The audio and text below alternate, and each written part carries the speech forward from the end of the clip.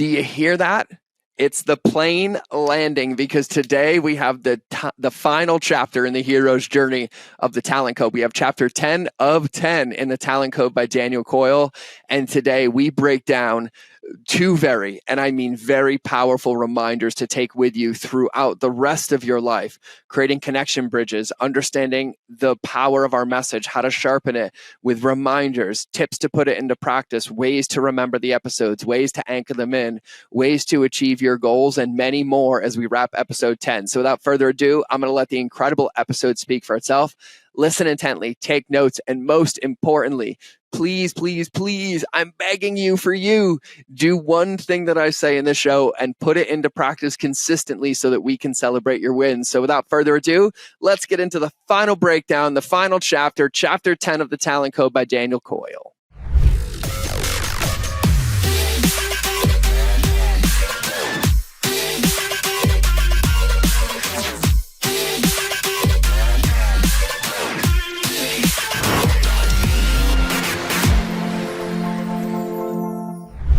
All right, everybody, welcome back to another episode of the Mind of George Show. In this episode, particularly the last and final chapter of the hero's journey through the incredible book, The Talent Code by Daniel Coyle.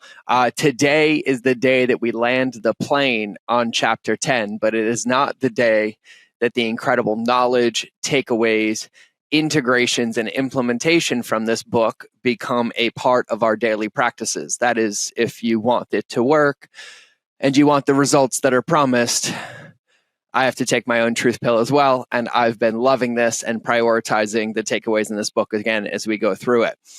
This book, like I've said numerous times throughout in this entire 10-part series, which, just to be in congruence, if you haven't listened to the first 9, I highly recommend you go listen through 1 through 9 if you're just finding this one, number 10. And if you've listened to them all, I'm going to recommend, because we are closing this series before we get back to regularly scheduled programming, that as you go through these and as you're reflecting and you're fresh in this space of going through the Talent Code, I want you to just take a moment to remember which episodes spoke to you the most, which ones inspired you the most, or you felt like I had to work on that one the most, or which part did you listen to that you're like, God, when I heard that. And I want you to do this now while you're in a good headspace. And I want you to make a note somewhere, whether it's on your notebook, whether it's in the notes that you took through this episode, whether it's in your reminders on your phone or your SOS. And I want you to just write down what those are. So it might be chapter 3, minute 3, when this was said, I felt this and remember this. And I want you to make a list, kind of like you're organizing an ingredient in your pantry or a tool in your toolbox, so that if something happens, you can go back and grab that tool, even if that tool is just a reminder to keep you focused on your deep practice, or that ignition, or that spark, or the 4 virtues, right? Whatever that is for you, the more you can anchor this in and have that able to recall, the faster you will get back into progress and back into the momentum, taking the swings and the base hits. And so first part, I just want to say thank you. I was incredibly honored and humbled after we did a book review and everybody said they loved them. And these are seriously some of my favorite things. It's how I like to learn. And it forces me into deep compression and mastery of concepts that I've used forever. And so I will say this about this book. I don't buy a lot of books, but the books that resonate with me, I have the audio copy, I have the physical copy, and I listen to them on audio. But with the physical copies, I actually go through and I take notes and I earmark pages. And I actually just gave away one of these books the other day that's been earmarked and written in for 3 years for me. As a gift. And so if you've gone through this and this book has spoken to you, don't let this be the end. I would highly recommend that you go get into that book, grab it, make your notes, rip out the pages. You buy the book, you own it. I do this all the time. I'm sorry, I will buy 10 copies of your book, but I will rip out pages that speak to me and I will pin them on my vision board. I will put them over there in my anchor board. I will highlight the section because they speak to me. But as we wrap, don't skip over this episode thinking the conclusion is just a repeat, right? We got some meat in this episode. I have some reminders in this episode, but I just want you to understand that this episode is not the completion. This is the completion of the book, right? Hey, here's your workout. Here's your workout program for the next 30 days, 60 days, 90 days. Now it's time to go put the reps into practice, okay? And so when we start to go through this, we grabbed a couple like stark notes and reminders and ones that spoke for me that I think are the most prevalent to focus on, irregardless of what the other lessons in the book were, as kind of a baseline or a keel in the water, right? And so when we understand all the parts of this book, we understand that our deep practice, our ignition, is just a lot deeper than the basics, right? It's not just that rep on paper. It's not just that workout. In order for our message to be received, in order for us to be effective, we also know that a lot of this book has been understanding that the receiving end has to be open to receiving it and us being able to communicate. So number one takeaway in this episode, wrapping in chapter 10, that I want you to really, really focus on. And number one is creating a connection bridge. A connection bridge. You could call this customer journey. You could call this everything that we teach, relationships, speed algorithms, right? But a connection bridge. A connection bridge is built upon trust and respect. It allows for you to create the invitation inward. It's the idea of breaking the ice, essentially. It's very similar to a customer journey. You start off with acknowledging them and then continue to create a connection bridge slowly, email after email, step after step, touch point after touch point with them, until you get to their first destination or until they get to their first destination. And then you can continue to connect and build the bridge, but there's more to it. Okay. So talking about this in this book, it's talking about that connection bridge where you have that ignition, where you have that gift, where you have that thing. And for me, it's customer journey. It's great that I have that. But if I can't create a connection with you for you to start to learn that and chunk it down step by step, then my message will be lost. And my ignition, my spark, that thing, right, my matrix from the virtues, right, my customer journey, won't have been received. And it won't be because what I am teaching isn't good or it's not effective. It's just wasn't translated correctly, okay? So number two, understanding that 60% of what you teach applies to everyone. 60% of what you teach applies to everyone. And we pulled this quote directly from the book as a reminder from the book from Tom Martinez. 60% of what you teach applies to everyone. The trick is how you get that 60% to the person. If I teach you, I'm concerned about what you think and how you think. I want to teach you how to learn in a way that's right for you. My greatest challenge is not teaching Tom Brady, but instead some guy who can't do it all and getting them to a point where they can. Now that is coaching. Now let's break that down for a minute. 60% of what you teach applies to everyone. The trick is how you get that 60% to the person. The truth is the exact same for customer journey when we teach you. Customer journey applies to everybody, regardless of age, demographics, entrepreneur or not. It does not matter. A customer journey is a series of steps designed to help them get to that next point or that next destination or clarity on that next destination. And when you think about that in what you teach or what you sell, you may think it's like only for a specific avatar. Truly, it may be, but underneath all the specifics, generally speaking, somebody could learn something from you. If you're selling a product that helps children sleep, that doesn't mean what you teach is just for children. Your knowledge may actually help a teenager or an adult sleep. So in the lens of coaching or teaching, it can apply to more people than you're potentially giving credit and limiting how far you shine your light. This happened to me. This has happened to me numerous times, but we have a note in here. This happened to me when it came to video content on Instagram. The team and I both tried to niche down and understand our target market. And in doing so, we started niching our content. When we expanded our content back out to find a wider audience, it allowed for us to expand the number of eyeballs on our content and took it back off again. And in us, for particularly when we talk about this, I struggled for years in adjusting and really connecting and really creating that connection break to understand what was happening on the receiving side, because I was scared. I lived in the mindset of like, oh, I'm doing it this way.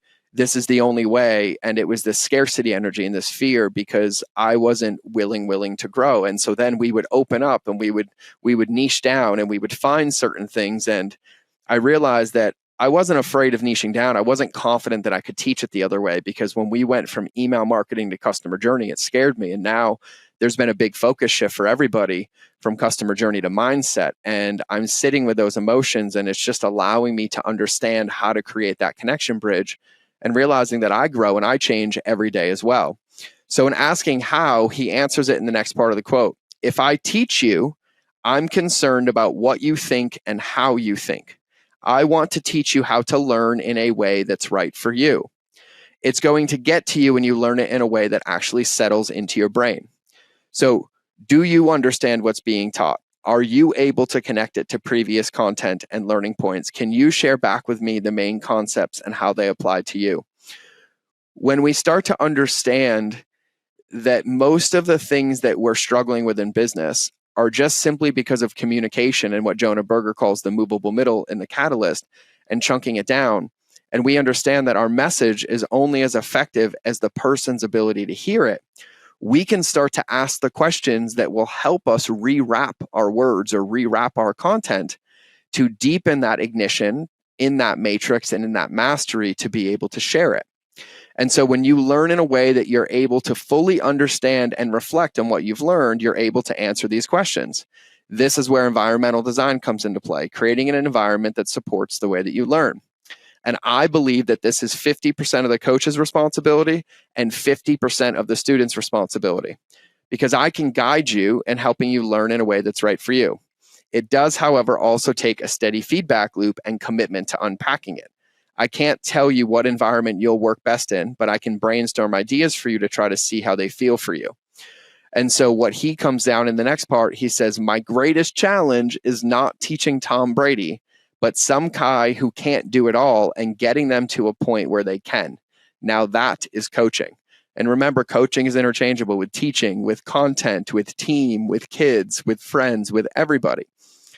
When I reflect on this, I think about this, I can give you tons of examples, but when it comes down to being a nutritionist, right? Let's say you have client A, they've been on a nutritional plan, are getting results, and are genuinely happy with their progress. They come to visit you to tweak, adjust, and bounce some ideas. That's client A. Then you have client B. They've been eating carbs like it's legitimately candy. They drink very little water, and they don't think they can potentially ever lose the 100 pounds holding them back. They don't think they can manage trying to eat better, budget in with their kids, and to try to juggle a stressful job as well. Thinking through the conversations, the amount of time for each client, where they are at on their journey, and what habits, beliefs are underneath all of that, which one be more of a challenge to coach, do you think? Well, client B, hands down, right? And not from a sense of them being wrong, but if you've ever been on a nutritional journey, you know it is a long road ahead and quick fixes don't exist. So coaching is challenging for both people in the relationship. You both stretch yourself. You both challenge yourself. You both grow together, and you'll learn their learning style together. And I believe this is one of the greatest lessons that I've ever learned as a coach, and one that I'm humbled and learn more by every single day, because we have to be stretched on both sides. Coaching, clients, selling a product to somebody who's giving you their credit card in exchange for helping them with something is a relationship with somebody that you're agreeing to, even if you ever never meet that person.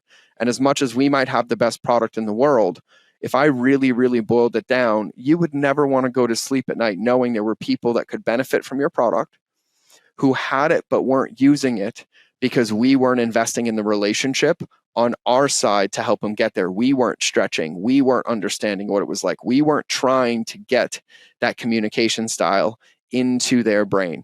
And so for me, I also think that one of the biggest takeaways from this book is understanding that you are the gift, you are the light, you are the brightest thing that exists, and you have to hone that light every single day.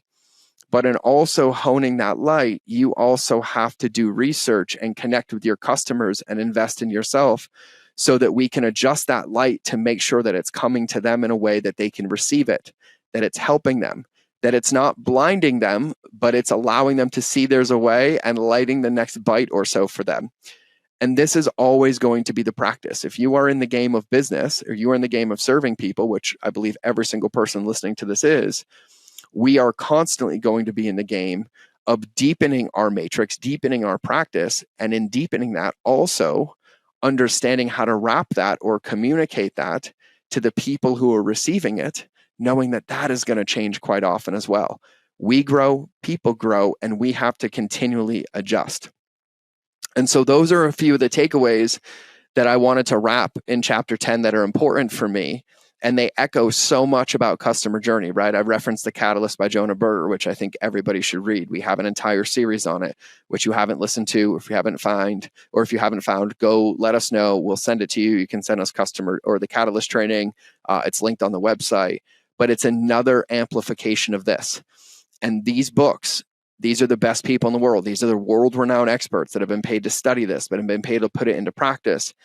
And the more I read them, the more I'm reminded of the same things, that we have to take the bites. We have to stay focused. We have to put in the reps. We have to put in the swings. We have to celebrate every ounce of the journey. We have to intentionally design our spaces, our days. We have to support our mindset. We have to protect our progress.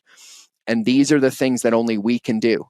You can do them, and we are your team, my team, our community. We will walk this game with you. I am walking it with you right now. I walk it every single day, and I have never been more excited to be turning 40 years old in the best shape of my life, more clear, more grounded, more heart-centered than I've ever been. And I love the work that's in front of me. I love the bites that are in front of me. It used to feel so insurmountable to me, but now I know how to chunk them down. And this book has been an incredible reminder for me at this season in my life. And so I don't want this to become shelf help. These things, like the four virtues alone that we talked about, we should be talking about those in 10 years. I want to be at dinner with all of you. There's 1,000 of us at a dinner, some big place, and we're laughing about those four virtues. And when we talked about them on this podcast 10 years earlier and how they're still applicable and they're still working, and we're laughing that if we got the lesson earlier, it would be so much funnier, but now there's stories to tell. When you leave with this series, make it a tool in your toolbox, make it a part of your day. So for this is going to wrap chapter 10, episode 10, and the talent code by Daniel Coyle in our incredible book review. But I will also tell you that this is a pin in your map. This is a Google map for you and a starting destination. And you get to decide where the next destination is. And this becomes a tool for you to use in your toolbox as you pick up another one. Stay consistent listening to the podcast. We're going to be getting back to solo shows. We're going to be getting back to interviews. We're going to be getting back to all those pieces. But these things have to stay with you. Make them a part of your day. Make them a part of your focus.